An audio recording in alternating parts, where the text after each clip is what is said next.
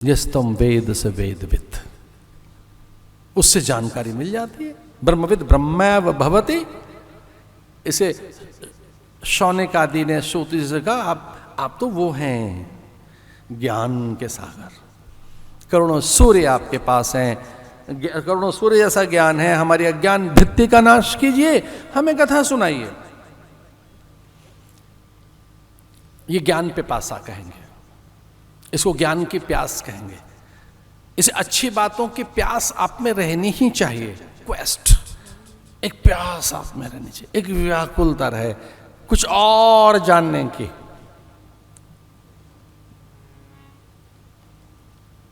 सर्व सिद्धांत निष्पन्नम सर्व भय विनाशनम, संपूर्ण भय का जो नाश कर दे। आइए मैं वो कथा सुनाता हूं। सूत जी ऐसा कहने लगे कि वह कैसे ज्ञान वैराग्य उठकर खड़े हो गए। भक्ति के पुत्र,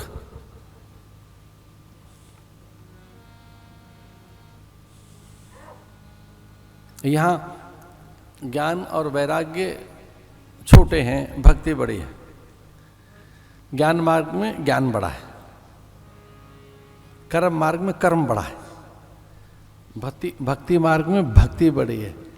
पर भागवत में भक्ति श्रेष्ठ बताई गई, भक्ति के ही पुत्र बताए गए ज्ञान और वैराग्य।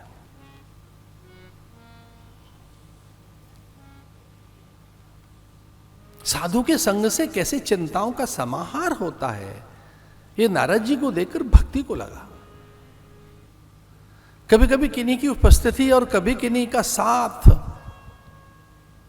किस ढंग से हम में प्रीति वर्धन करता है, स्नेह का वर्धन करता है, आनंद वर्धन करता है, ज्ञान वर्धन करता है, किस तरह से ईश्वर का बोध करा देता है।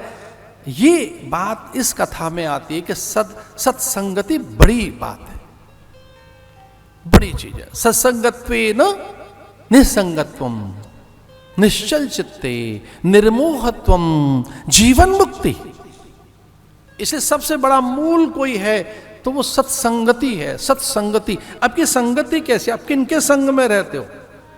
तो जिनके संग में आप रहते हैं उनका प्रभाव आपके जीवन में दिखता है, आपकी वाणी में, स्वभाव में, पूरी प्रकृति में वो छाए रहते हैं। आपका संग दोष छाया रहता है। इसलिए महापुरुषों ने कहा इस संग दोष को जीते सत्संग से। अध्यात्म नित्या विवृत्त कामा, अध्यात्म नित्या जित संग दोष, जित संग दोष। तो संग दोष है, जैसे अग्नि में जब तपाया जाएगा सोने को तो वो जो दोष थे सब निकल गए। सोना पूरा सोना रहता है, स्वर्ण में कोई अभाव नहीं रहता, सोना कम नहीं रहता, सोने में से कुछ निकल नहीं जाता।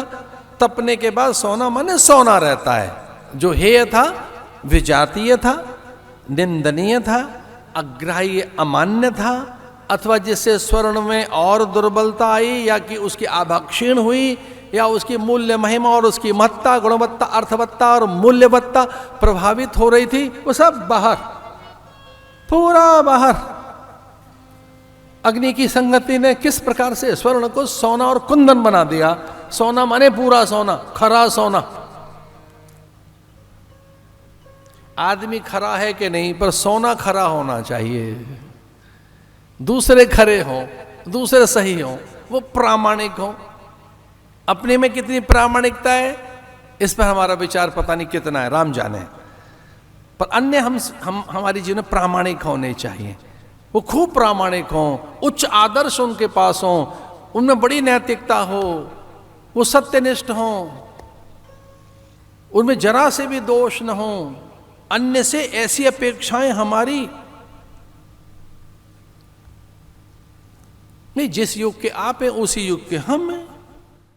विश्वामित्र द्वापर त्रेता के थे, वशिष्ठ में किस तरह से तुलना कर रहे हैं आप? क्या मैच कर रहे हैं आप? त्रेता के तो त्रेता के लोगों से मैच कीजिए, किससे क्या मैच कर रहे हैं आप? कभी कभी तो हम बड़े लोगों के साथ भी ऐसा समीकरण बैठाते,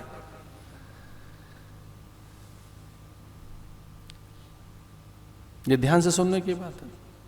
सत्संग में आपकी शुद्धता, पवित्रता, दिव्यता, नित्यता, सनातनता, महत्ता प्रकट होगी।